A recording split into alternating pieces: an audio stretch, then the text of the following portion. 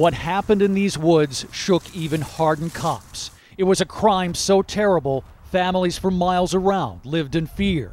And at the time, juries had no doubt. 3 West Memphis, Arkansas teenagers were guilty in the satanic ritual murders of 3 8-year-old boys. But a decade and a half later, many now believe it was a case of justice gone bad. The police, the prosecutor, the judge, the jury, all of them got it wrong? In our opinion, yes. Re-examining old evidence and using DNA testing not available at the time of the murders, defense attorneys say the belief in a satanic ritual of sexual assault and mutilation was a fantasy, a satanic panic that they say sent 3 innocent teenagers to prison. What we are saying is that there's no credible evidence that links any of these defendants to the crime. The bodies of Christopher Byers, Michael Moore, and Steve Branch were discovered bound, naked, and submerged in a muddy ditch. In a petition filed in federal court, defense attorneys say their experts today find no evidence of sexual assault and no evidence of a satanic cult. And the evidence that horrified juries, signs of ritualistic torture and mutilation, may have actually come from animals attacking the bodies after the boys were killed. When we asked for a comment about the old case, Arkansas prosecutors turned us down. But in an earlier statement, a spokesman for the state attorney general said that Arkansas will look at the new findings objectively. But they stand behind the old convictions and do not believe that the courts will change anything. The oldest defendant at the time, 18-year-old Damian Eccles, was sent to death row. 16-year-old Jason Baldwin and 17-year-old Jesse Miskelly got life in prison. They were victims of poor representation, poor resources, and a community that was already on track to convict somebody. I returned to the scene of the crime with Ron Lax, a private investigator for the defense in 1993. Back then, he made this video of the woods where the 3 boys went to play, never to be seen alive again. Today, defense attorneys say they can find no DNA traces on evidence taken from those woods to show the convicted teenagers were ever there at all. Is this a crime that 3 teenagers could pull off and leave no trace of their existence out here? Sounds pretty remarkable if they did.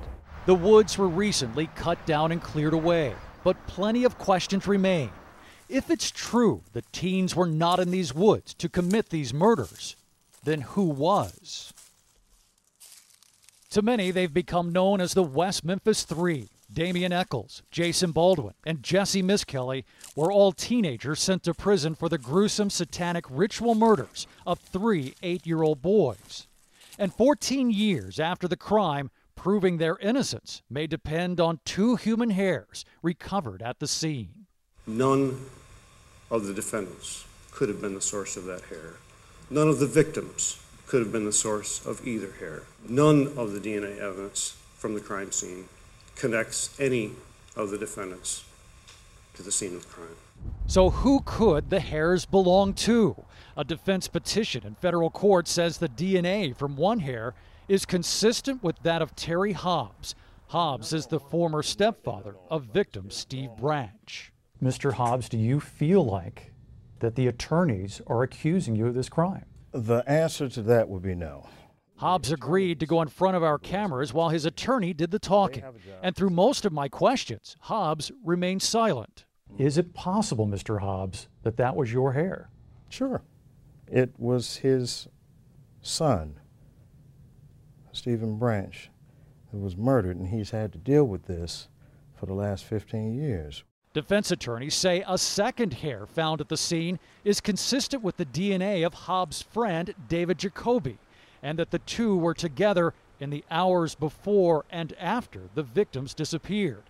Jacoby did not return our calls, but he did volunteer DNA samples to the defense. Authorities say they stand by the old convictions. West Memphis police have no plans to question anyone. Is there anything that you feel comfortable telling me? You live with this every day. And then to have your friends and neighbors look at you and think Is there something else there? That hurts. After 14 years, the rampant fears of devil worshippers and murdered children have subsided, replaced by a new wave of emotion demanding a reopening of the case of the West Memphis Three.